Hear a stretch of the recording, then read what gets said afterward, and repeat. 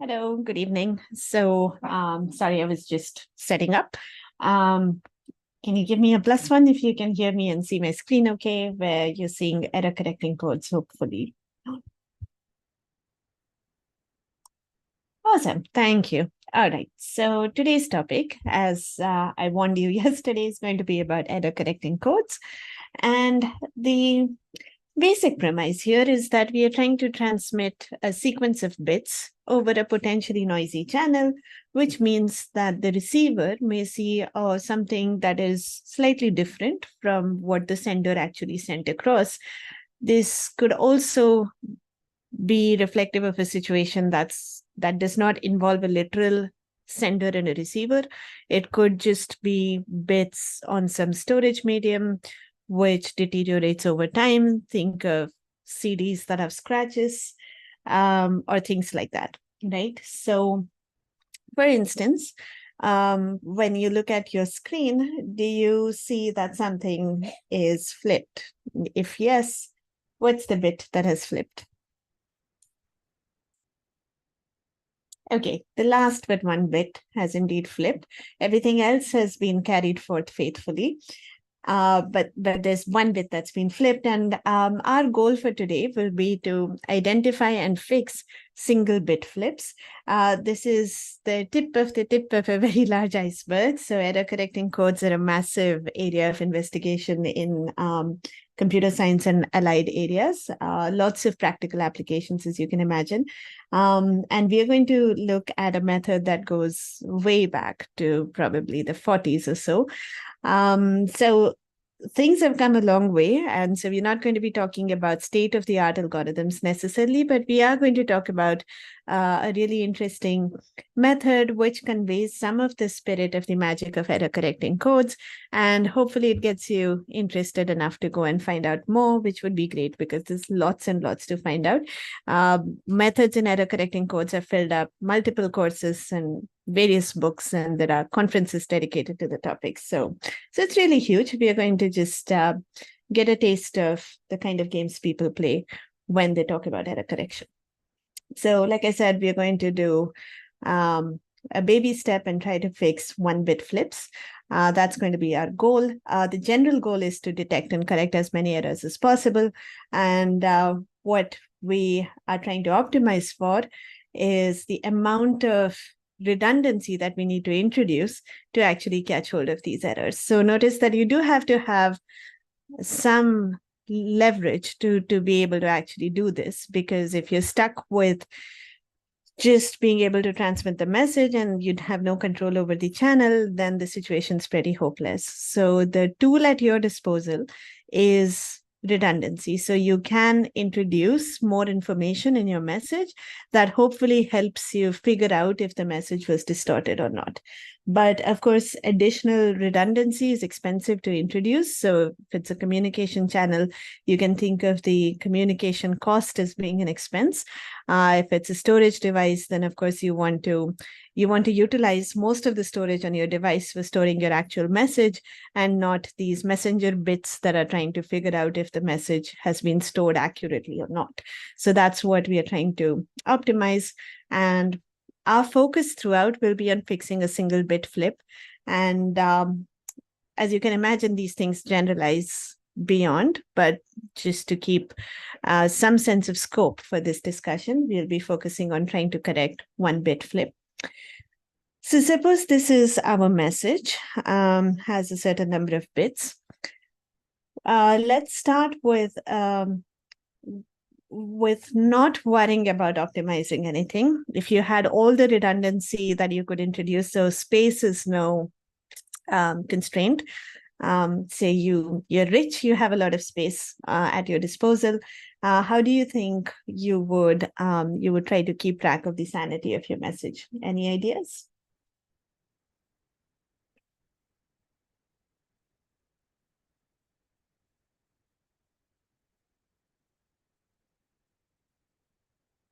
Yes, we are allowed to send a longer message, and somehow the goal with the longer message is to detect if the channel flipped any bit at all, actually. But okay, let me maybe send the same message again. We send each digit multiple number of times. Both of these are suggestions from the chat, and that's excellent. So if we send the same message one more time, then well, I mean, if one of these bits was flipped, for example, let's say the first bit was flipped to a 0, the person who receives this message has 2 copies and sees that the copies have a mismatch. So this person knows that there was a flip. So sending a copy is great for detecting a bit flip, but it's not enough to figure out which one was the true bit that was sent. Right. So if the first bit reads a 0 and I'm looking at 2 copies of this message, then I don't know if the first bit was 0 or a 1, but because there's a mismatch, I do know that the first bit is corrupted. Right. So a follow-up suggestion in the chat is to send the message not just twice, but 3 or 4 times. And in fact, 3 times would actually be enough. Can somebody explain why sending the message 3 times would be enough to detect and correct one bit flip?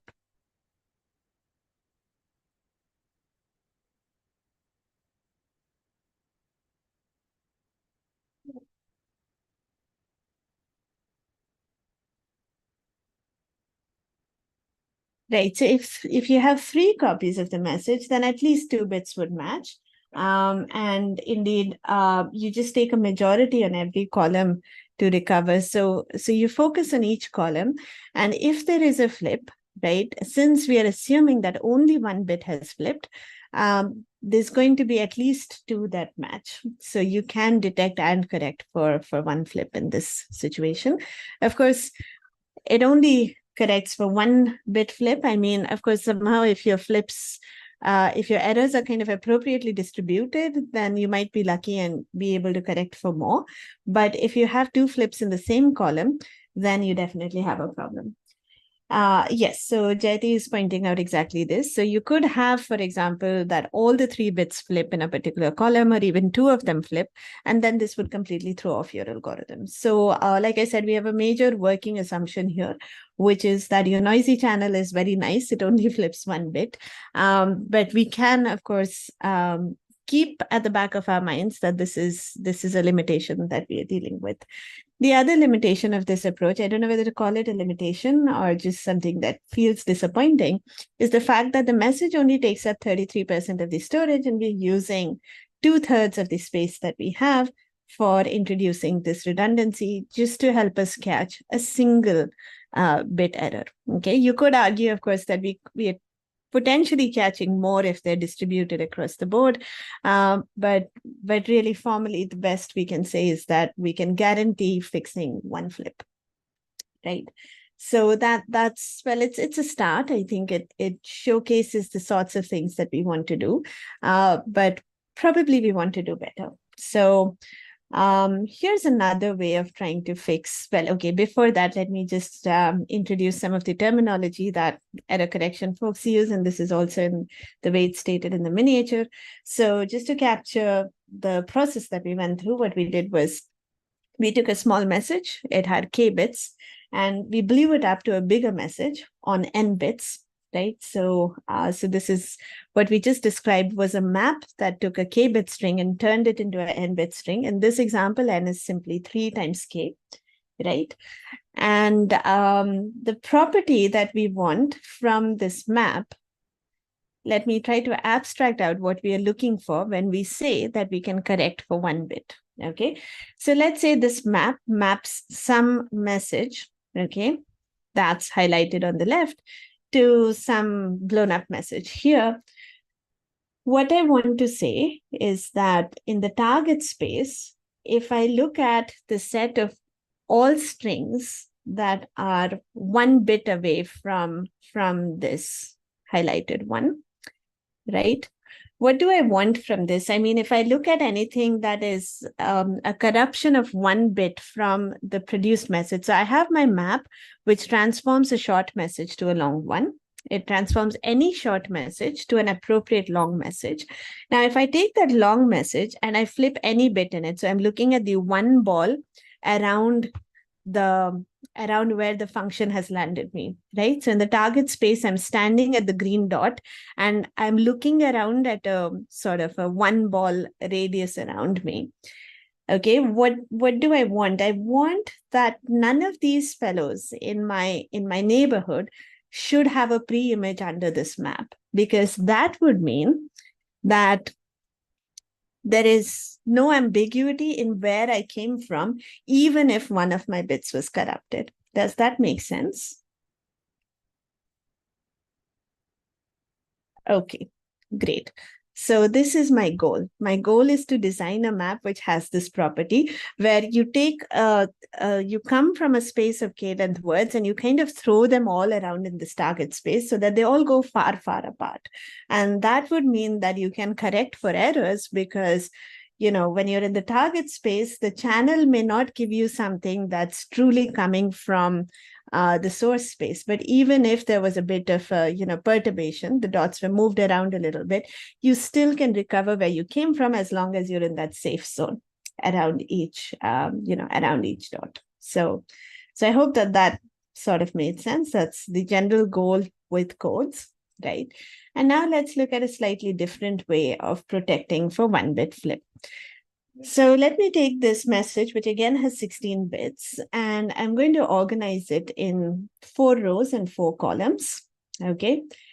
And now I'm going to add what I call parity bits. So after every row, I'm going to make a note of how many ones there are, mod 2.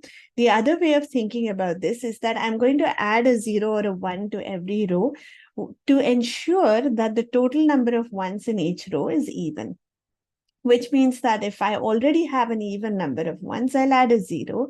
And if I have an odd number of ones, then I will add a 1 to flip the parity, right? And I'm going to do the same below each column. So for example, what should I add at the end of the first row to make sure that the total number of ones in the first row is even?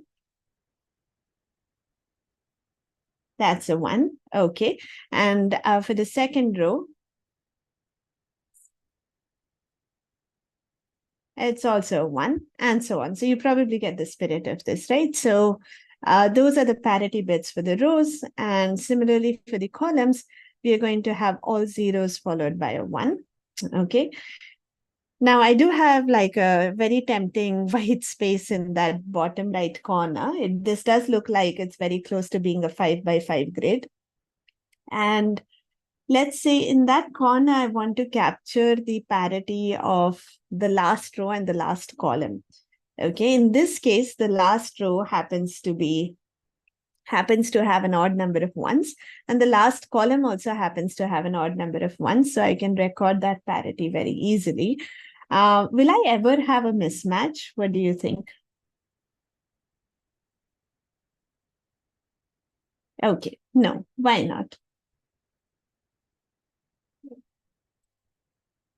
Okay, so let me just repeat what. So which part do you not understand? So what's happening now is that the original message is written in gray, okay, and every element in the last column is capturing the parity of the ones in its row, okay, which means that it's a 0. So basically take all the ones, take all the entries in any row and add them mod 2, or in other words, count whether the number of ones is odd or even. If it is odd, then write a 1. If it is even, write a 0.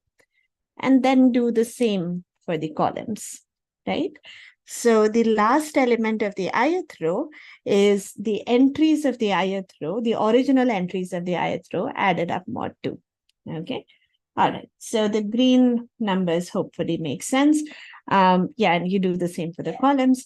The purple digit there is basically counting the parity of the last column and the last row simultaneously. And I want to claim that those parities always agree, because what are we really counting? When I count the number of ones in the last column, what am I counting?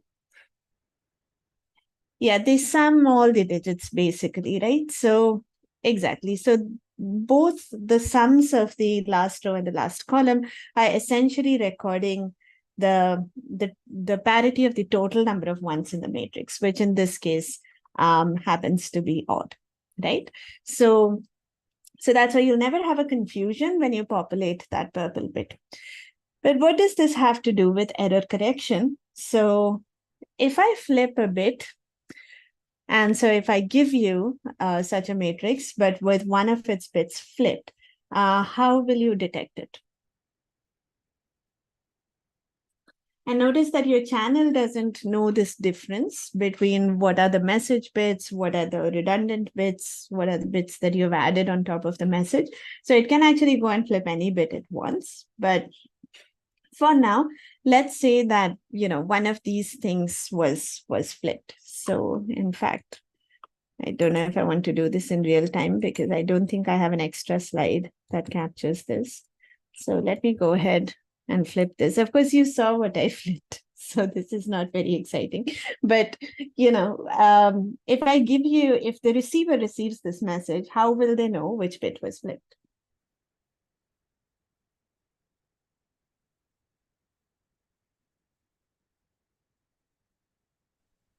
It is the intersection of the rows and the column gets.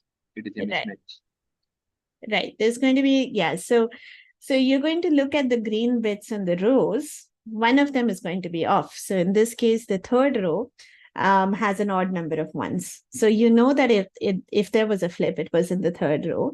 And similarly, if you look at the third column, that also has an odd number of ones. And these are the only rows and columns that report an odd number of ones. So you know there's something suspicious going on there. So you have the row, you have the column, and their intersection gives you the bit that was flipped. And indeed, the purple one will also cry wolf because you flipped the overall parity. So the purple bit will also not tally. But yeah, this is how you detect a bit flip, right? And if you have kids around, this is like a really cool party trick. You can have them write whatever zeros and ones they want to write, and then you say, oh, I'm going to mess this up even more, and you add your parity bits, and then you walk out of the room, ask them to flip something, and come back and figure out what they have flipped. Of course, this is assuming you're working with innocent kids who follow instructions and they flip only one bit when you ask them to. Of course, you can think about whether you can at least detect that something more has happened. If they're really clever, they can probably fool you by flipping multiple bits and making you think that only one bit was flipped. So these are sort of interesting tangents to go off on, right? So no, Simon Mohan, I think the idea is that you send this whole thing. So we spend, in this case, to transmit a message that is 16 bits long, we are going to pay for 9 additional bits. So we are going to transmit a message of length 25. So we send everything, and now the channel can flip whatever it wants. The receiver will be able to look at the message and figure out what was flipped. So this is now we're doing better than last time. So last time we actually sent, if our message was length n, we were actually sending 3n bits. Now, if our message is, let's say, n equals k squared, then we are sending k squared plus 2k plus 1, that many bits. Roughly, we are adding on, we're tagging along root n additional bits. Does that make sense? Yeah, so before we were adding, well, if the message had length 16, we would be adding 32 extra bits. Now we are only adding 9 extra bits. So yes. Jayati, indeed, the channel can flip whatever it wants because the channel doesn't know what is redundant bits, what is message bit. It doesn't know anything. It sees a stream of bits, it can flip anything. And it's easy to check that whatever the channel flips, you will still be able to catch it because it's the same thing. Let's say the channel flipped the top right bit, right? That row now has an odd number of ones. And so you know that there is an error in that row. But now at the bottom, all the original parity check bits are doing fine. So you know that the problem is in one of the parity check bits. So if you detect that one of the redundant bits was flipped, well, you don't really care because you just throw away all the redundant bits to read the message. So you don't have to fix your message. But the redundant bits tell you if something in the message was flipped. And if that was the case, then you can go back and fix your message. Okay, does that make sense? And yes, Manmohan, that's indeed the case. We are assuming that that only one bit is flipped. Sometimes it may be easier for me to say that exactly one bit is flipped, but in this case, if nothing is flipped, then all the parity checks check out, so you'll not have a problem, basically. Yeah. So we can even say that at most one bit is flipped. The setup allows you to figure out that no bits were flipped as well, so that's fine too. But yeah, if we have more than one bit flipping, then this throws off the whole mechanism. You can think about whether you could extend this to at least detect two errors. And in fact, with the next thing that we are going to see, which will actually lead up to Hamming codes, that is something where you can actually either figure out that nothing was flipped or one bit was flipped, and in both of those cases, so if nothing was flipped, of course, you're fine. If one bit was flipped, you can find out where that flip happened. And if you're willing to put in a little extra work, you can also detect if more than one bit was flipped, even though you may not be able to find both of those flips. So that's what's coming up next. But as you can see, this is a nice improvement where you're paying roughly root n extra. Between us, I'm not going to worry about floors and ceilings and so on, but yeah, asymptotically, you're paying root n extra space to correct for one bit flip, as opposed to earlier it was 2n extra space. So this is already a big improvement.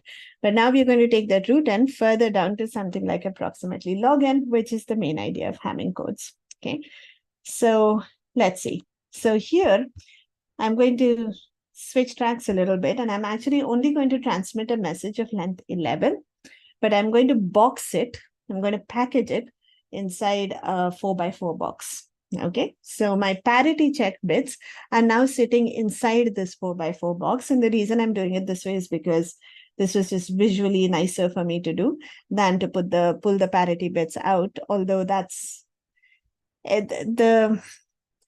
my choices of spatial representation are not very crucial, except that I found them to be just nice to look at this way. So let's just run with this, but don't worry about the placement too much. So hopefully what you can see is that the message here is 1011001011, and that's just spread out in this box in this fashion. So this, I don't know if you can see my cursor, but this bit here is the first bit of the message. The next 3 bits come in the first row, the next 3 bits come in the second row, and the last 4 bits come in the last row. Okay, so this is my basic message. And now I'm going to add some redundancy on top of this to help me catch single bit flips. Okay, and we'll see that this scales better than what we saw last time. So let's figure out what we are going to do here. This may feel a bit magical, but hopefully it'll all add up, and you'll see why it works. Okay, so A is a parity check bit, and it's going to capture the parity of the second and the last column. Remember, previously our parity bits were simple. They were just catching the parity of each row and each column. Now my parity bits are kind of conspiring in a different style. Okay, and like I said, let's just specify what they're doing, and then we will unravel why it works. Okay, so yeah, so we haven't yet. There's a question in the chat about what the ABCD stand for. So I haven't told you yet, and I'm telling you now. Okay, so A captures the parity of these 8 bits, which means I want to set A in such a way that the total number of blue bits is even. So what should I set A to? You can either think of it that way, or you can think of it as just the sum of all the other bits mod 2. So A should indeed be set to 0. And B is going to capture the parity of the last 2 columns, a different set of 8 bits. So in this case, again, the number of orange bits is already even. So hopefully it's clear that B should be 0. C is going to capture the parity of the second row and the 4th row. So what should C be? C should also be 0. And D captures the parity of the last 2 rows. So what should D be? Right, D should be 1 because there are only 3 bits. So I need to trigger that to a 1 to make that even. Perfect. Okay, so that's my matrix right now. There's a mysterious looking X at the top left corner. It turns out that that's something that we don't really need. We actually have everything we have. I mean, we actually have everything we need to correct for one bit at this point, as we will see. But I'm leaving the X in there because it's going to be useful for basically detecting that more than one bit was flipped. So that's something I'll leave as an exercise. But for now, let's continue the story of what we just did. Okay, so it's useful to remember what these bits were capturing. So this blue guy here captures the parity of the second and the fourth columns. The orange guy captures the parity of the last two columns. The green bit captures the parity of the second and the fourth columns. And the red bit captures the parity of the last two. Sorry, did I say columns? The green bit captures the parity of the second and the fourth rows, and the red bit captures the parity of the third and the fourth rows. Okay, is the setup clear? I'm not asking if it's clear why we can recover one bit flips, but in terms of how we compute ABCD, is that okay? Yeah, so there's a comment that the structure of this matrix is a bit weird, and I agree that it may look that way. We will sort of see why this was actually convenient, but you could play around and do it slightly differently. It would still work. So I'm glad that the mechanics of this is fine. Now, let's say that we have, okay, have I come to a point? Okay, so here is an example of a message that somebody gets. Okay, so the X is unspecified, forget about that. And this is the whole thing that comes through on the channel. Let's try and figure out if there was an error, and if there was one, then where is it? Okay, so what should I be looking for, right? I ask myself, so remember that this is how the parity bits were set. So this is the same message. The first question we ask ourselves is, well, let's look at the orange bit. Is it set properly? What do you think? No, it's not. So if there was a flip, did it happen in the last two columns or the first two columns? Last two, right? So just like before, the parity bits told us the flip happened in such and such row and such column. Now it's the same spirit, but we're doing like somehow two columns at a time, right? So now at this point, we know that if there was a flip, it must have happened in the last two columns. Okay, so let's hold that thought. And in fact, we know already that there's a flip because one of the parity bits is off. So we know that there is a flip. So this parity bit is off. What about this one? Is it fine?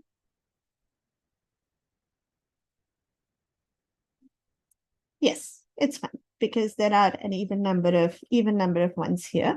So this parity bit is doing okay. So now what can I say? Which column did the flip happen? And I know it's the last two columns, and I know it's not the second or the fourth column. So can I zero it down to one column now? Column 3. Is that fair? Because if it is 1 of 3 and 4, and it is not 2 and not 4, then it must be 3. Is that fine? Great. On the other hand, if the blue bit was also off, then it would have been.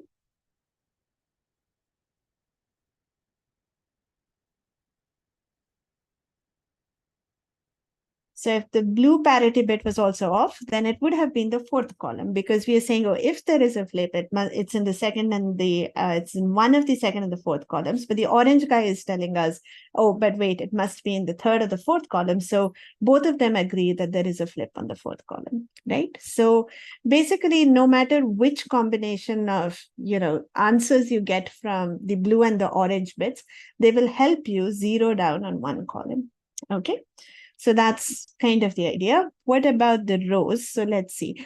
The green bit, is that on or off? I mean, is that doing fine or not? Let's see. So, well, we are focusing on the second and the fourth rows. So how many ones do we have here? We have 4 ones, right? So I think this chap is doing fine. I don't know why we have a couple of no's. Well, we are not capturing row-wise. So please remember that this is not the previous method where we are doing row-wise parity. The green bit captures the overall parity of the second row and the fourth row. Yeah. So yeah, so we have here that the green bit is fine. What about the red bit? That's focusing on the last two rows. Is that doing okay? No, because here we see an odd number of ones. So this guy is not fine.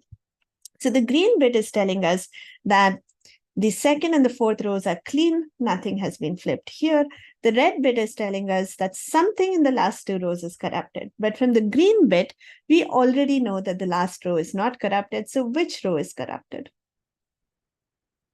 The third row, right? So this is like we have four different detectives who have alibis for four different parts of the case, somehow overlapping very elegantly in such a way that they help us narrow down the exact scene of crime. Okay, so now at this point, we know that the problem was in the third row, and we also know that it was in the third column.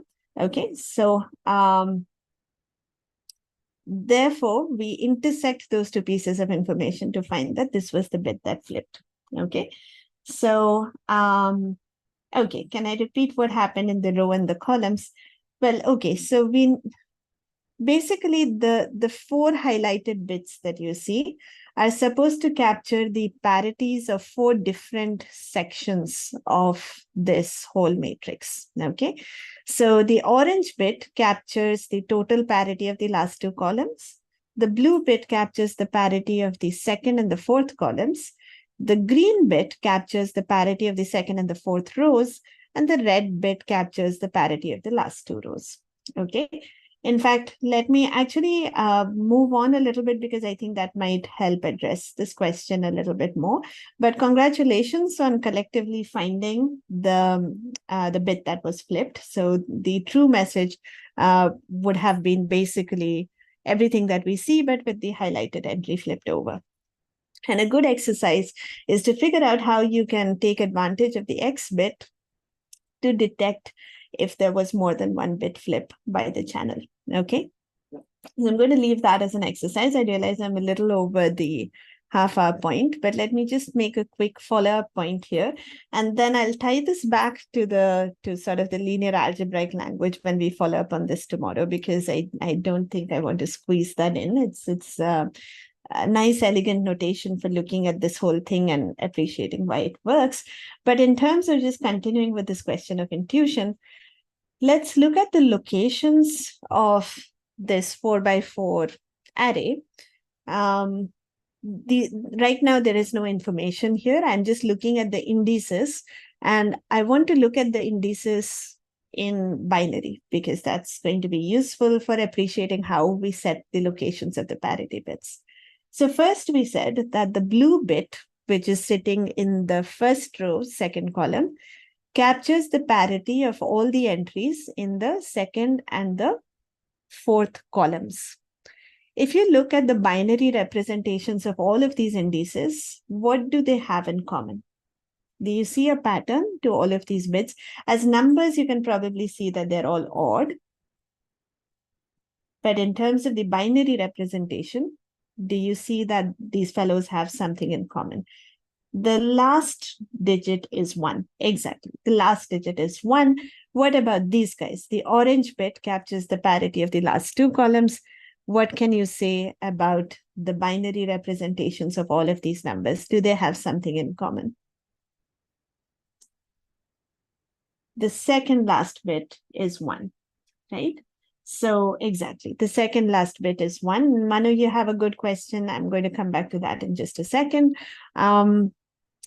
What about these two rows? This was the green parity bit, trying to keep track of these two rows. What can you say about the commonality in the bit representations of these locations? The second bit is 1, exactly. And finally, the red bit was capturing these guys. What's going on here? And now hopefully the pattern is reasonably clear. The first bit is 1, exactly. So the idea is that, well, these parity bits basically consecutively reveal the location of the bit flip by revealing the binary structure of that location. So for example, if the blue bit's parity is clean, right, if the parity bit is set correctly, then we know that if there is a flip, the location of that flip, if we think of that location in binary, its last bit is what? If the blue parity bit reports that all is fine, then the location where the bit flipped, its last bit would be 1, ma'am. Well, okay, so it would be 1 if the blue parity bit was off, right? Because if the blue parity bit says that I have a problem, then I know that the flip must have happened in the blue zone. But if the blue parity bit reports that everything is clean, then the flip happened in the black columns, right? Okay. Right? So the location of the flip has 0 as its last bit. Does that make sense? Yeah. Great. Perfect. On the other hand, if the blue parity bit says, no, I want to report a problem, then we know that the flip happened in the blue columns. So I know that the location, wherever the flip happened, its last bit must have been a 1. The next question reveals the second last bit of the location of the flip. So if the orange guy said 1, the orange guy said, I have a problem, then the second last bit must be a 1. If the orange guy says, no, I'm doing fine, then the second last bit must have been a 0. So step by step, the answers to these 4 questions reveal the locations, reveal the identities of the 4 bits that form the location of the flip. Okay, which is why if all the 4 parity bits report that they're doing fine, that means everybody says, well, if there was a flip, it must have happened at a location whose ith bit is 0. You get the all zeros vector, and we know that that was just a dummy location. So if all the parity bits say that we have no problem, that means the message was intact and there were no flips. On the other hand, any other combination of answers will cleanly take you to one of the locations in this grid. And that's not surprising because with 4 questions, you have 2 raised to 4 or 16 possible answers, 16 distinct answers, and they cleanly lead you to one of these squares. Okay, and I think that's really beautiful. I don't know if it made sense overall. So if you have any questions, this would be a good time to ask. I'm going to pause here for a second, and I think, okay, let me just maybe say a couple of sentences about what's coming up next. Notice that what we did was that we took a 11 length word and transformed it into a 16 length word. You can think of that transformation as a 16 by 11 matrix acting on an 11 length vector to produce a 16 length vector. So we are going to, just like we did in the first miniature, where I told you what I want this matrix to do, and you folks told me what that matrix must look like. We're going to figure out what this transform looks like, and that's called the generating matrix for the code. And we are also going to look at a closely related matrix called the parity check matrix, and we'll see that these two together, you can view it in very linear algebraic terms to prove that this transformation has the property that we want from it, which is to say that it keeps the 1-bit area around any target clean. It doesn't let anybody else get mapped to a 1-bit neighborhood of anything in the range. Okay, so that's kind of what's coming up. We're going to try and sort of see this in the language of matrices. But in terms of the mechanics of how the parity bits are set up and the fact that they work, hopefully you found this example to be convincing. And I'm going to just go back to Manu's question from earlier. If anybody else has any other remarks, please let me know. So the question was, this is 11-bit message. Let's say that, we have a message of a different size. What do we need to do? And so indeed, that's a great question. Basically, what happens is that if you want to, so the way the Hamming code is set up is that you would typically need L parity check bits to transmit. L parity check bits sit comfortably inside a 2 to the L length message. In fact, 2 to the L minus 1 if you don't care about this top left corner. So with L parity check bits and a message length of 2 raised to L minus 1, you can transmit a real message. Your real contents would basically have length 2 to the L minus 1 minus L, because you have to discount for the redundant bits, right? So you have to basically reverse engineer what value of L comfortably fits your message. So if you want a message of size 37, let's see, are 5 parity bits going to be enough? With 5 parity bits, you're looking at you would be transmitting a message of length 31, but the parity bits would take up 5 of those units. So you would only be able to, with 5 parity bits, you can transmit messages of length up to 25. With 6 parity bits, you can transmit messages of length up to 57.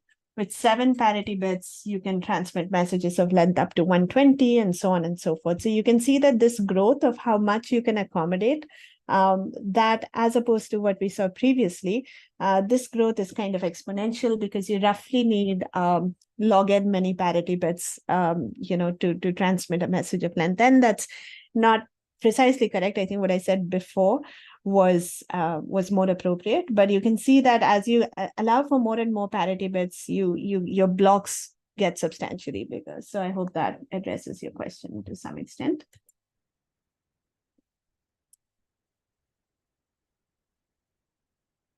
The metric under consideration when we talk about a one neighborhood, that is the Hamming distance in this case. So basically, we're talking about one flip. So we were in F2n in the target space.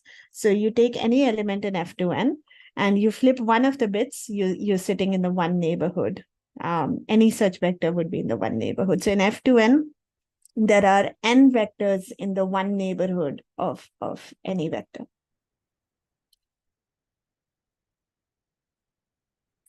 Yeah, so that's a great point. Should have made the metric explicit, but it's basically motivated by the idea that the channel flips a bit. So it's the Hamming distance. And if you want to go beyond 1 bit flips, it's still the same metric.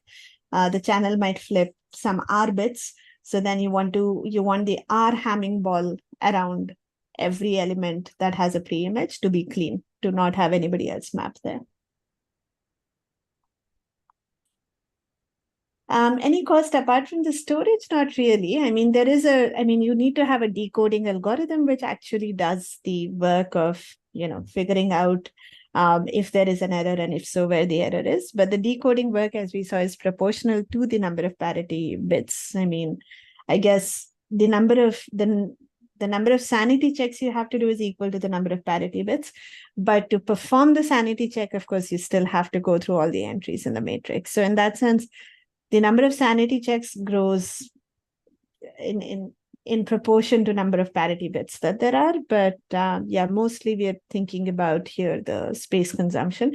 I mean, in general, when you're talking about codes, you do care about efficiency in terms of how much redundancy you're introducing, and efficiency in terms of how much time do the encoding and decoding algorithms take. Both of these are important questions and important aspects that you want to optimize for. And sometimes there are trade-offs. Maybe to achieve small amounts of redundancy, you have to implement some very sophisticated algorithm that possibly takes up a lot of time.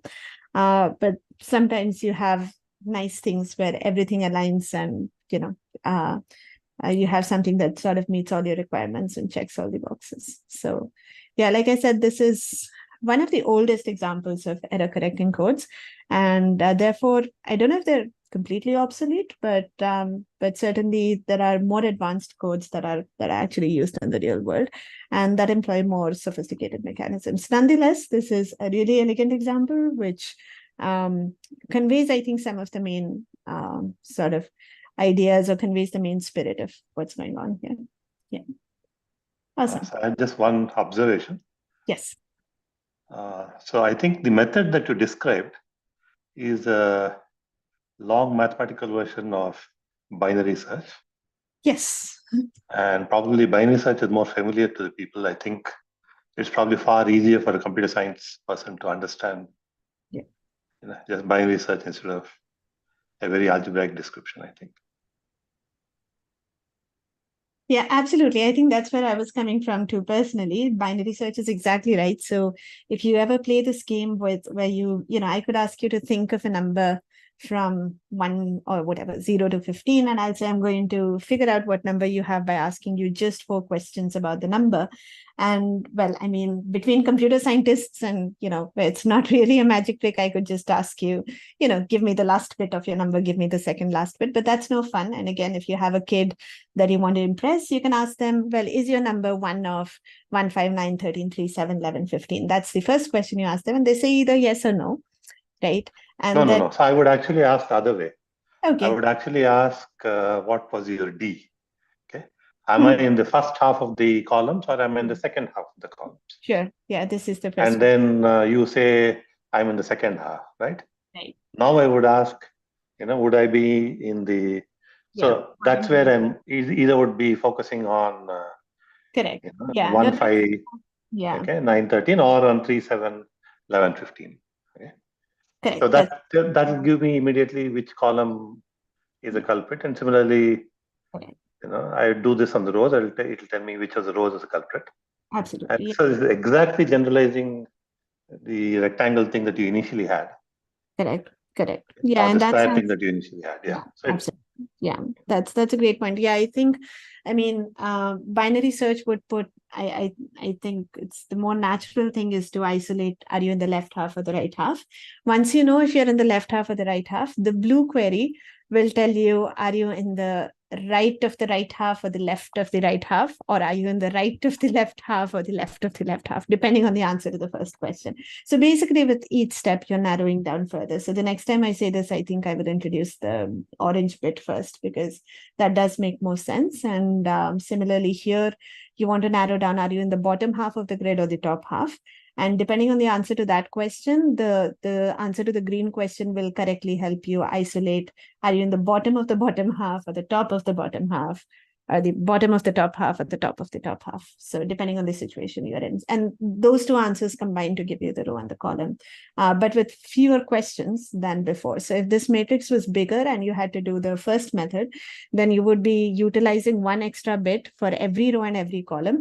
Now we are using log many bits for the rows and columns. So that's where the saving is coming from. So hopefully that drives home some additional intuition. Yeah, thanks for explicitly mentioning binary search. That's indeed what was at the back of my mind with these queries. But indeed, it can be made. The connection can be made a little more explicit, just like you said.